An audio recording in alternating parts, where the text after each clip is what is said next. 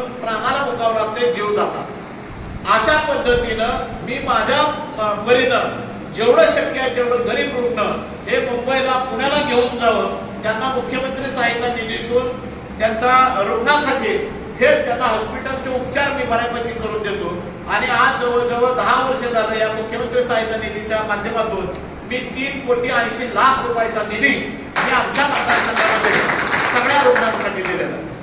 कुठल्याही पक्षातला जरी नेता असला, कुठल्याही पक्षातला पदाधिकारी असला तरी मला दिवसभरात 6 ते 7 फोन येतात की सर त्याचा हृदयाचं ऑपरेशन आहे किंवा ह्या डॉक्टरांनी यांना मेंदूवरची शस्त्रक्रिया करायला सांगितली आणि आपल्याला पेशंटचा खूप गरीब आहे आणि ह्याला पुढे फरक कसं करायचं हे आम्हाला मार्गदर्शन करा। आणि त्याच माध्यमातून मी सातत्यानं सदाभाऊ असतील किंवा सदाभाऊंचे पिए आदिनाथ कपडे असतील यांच्याबरोबर मी सातत्याने कनेक्टिव्हिटीत राहतोय आणि रोज 2-3 मुख्यमंत्री सहायता निधीसाठी ऑनलाईन त्या रुग्णांना प्रथमोपचार मिळवण्यासाठी मी निधी मिळवून देण्यासाठी सातत्याने प्रयत्न करतो।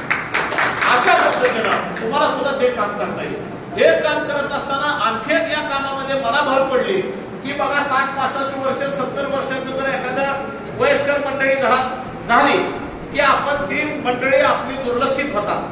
गावगाड्यात सुद्धा तुम्ही बघा म्हाताऱ्या माणसाला कधी किंमत दिली जात नाही। भले एखाद्याचा गुडघा दुखत असला, गुडघ्याची वाटी खराब झाली असली, ऑपरेशन करायचं सांगितलं तर प्रत्येक कुटुंबातला प्रत्येक माणूस म्हणतो की आज ह्या आमच्या म्हाताऱ्याच्या जर ऑपरेशन करायचं असलं, ह्या गुडघ्याच्या वाट्या जर 2 बदलायच्या असल्या 4 ते 5 लाख रुपये लागतील। ते कुठून आणायचं पैसे? आपण मराठवाडा हा भाग जर बघितला थोडासा दुष्काळ सदृश आणि सातत्यानं पाण्यापासून आवर्षण असलेला हा भाग आहे। या भागामध्ये तर सगळ्या लोकांची अशीच अवस्था असणार आहे। अशा पद्धतीत सुद्धा मी थोडासा वेगळा मार्ग काढला की या राज्याचे माजी मुख्यमंत्री आणि तत्कालीन उपमुख्यमंत्री आदरणीय एकनाथभाई शिंदे साहेबांचं ठाण्याला ऑर्थोपेडिकचं हॉस्पिटल इतकं प्रचंड मोठं हॉस्पिटल आहे आणि तो माणूस संवेदनशील मुख्यमंत्री म्हणून तत्कालीन त्या माणसाला जी बिरुदावली लावलेली आहे त्याचाही मला अभिमान आहे की आज एकनाथ शिंदे साहेबांच्या हॉस्पिटलमध्ये प्रत्येक कुठलाही सांधा रोग जे आहे, खुबा एखाद्याचा जर गेलेला असेल तर खुब्याचं ऑपरेशन असेल,